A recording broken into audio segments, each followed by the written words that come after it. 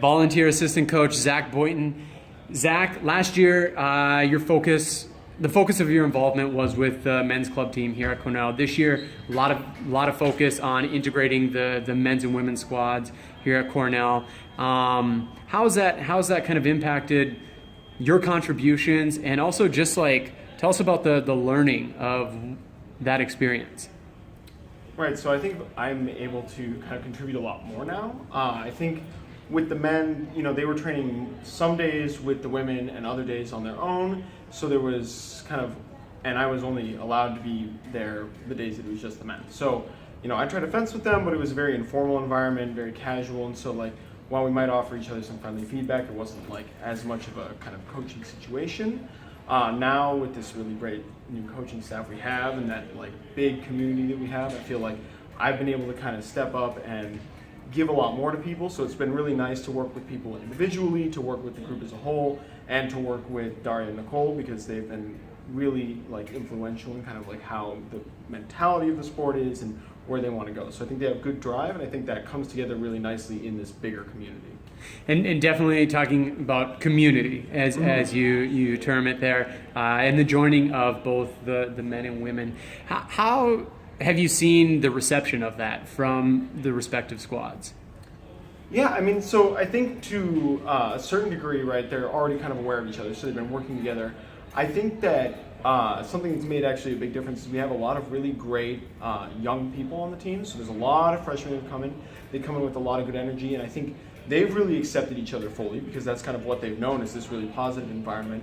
And I think that the people who might have had more predisposition towards treating one squad one way or another have now kind of given way to a lot of really good community energy that's come both from having these younger people on the team who are excited about it, but also having a very excited coaching staff. So it's been really nice. I think that, whatever troubles there might have been or whatever rockiness there might have been, maybe at least initially, is fading away and faded away. And I think we're seeing really positive team growth now.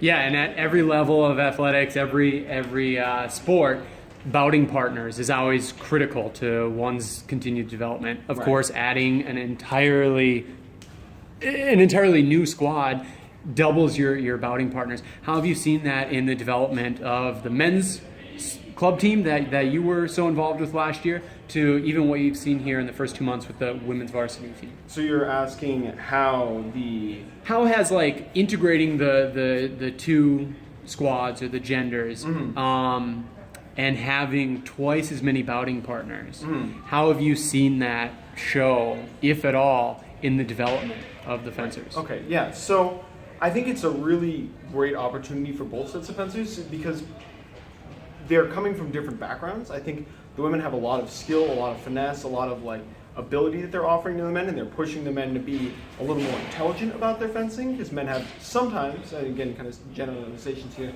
have the capacity to be a little more physical in their fencing. And so watching them have to adapt and play mental games and grow in that respect has been great. And I think kind of similarly, the women have got to, they've become to adapt to this new type of fencing, right? A very aggressive fencing, maybe a little more physical fencing, and they've kind of come to this point where they're handling that better, they're pushing themselves. And, I think when you're fencing a new style of fencer for, any whatever person, it is, yeah. Right, it can be kind of a frustrating thing, or something that people maybe don't feel so great about initially. And it's good because, when you're competing, you're fencing all sorts of people, right? So to have this kind of diversity in styles means that people become very good at mastering the mentality and mastering their mindset, so that they can go out there and when they're competing, they're not saying, oh, this is this type of fencer and I don't like fencing them. They can say, okay, it's another person, I have to make my touches and move on. I think that progression is what I'm really excited for, and I've seen it come out of these new bouting partners, as you put it. Yeah. And you mentioned the variety. Of course, most NCAA programs are also dual gender programs. You have Cornell, Northwestern, a handful of others thrown in there that only women's only programs. Right. So of course, kind of leveling the playing field with Columbia, Harvard, Princeton, Ohio State, Penn State, whoever it is, as far as the teams that are getting that exposure to both genders.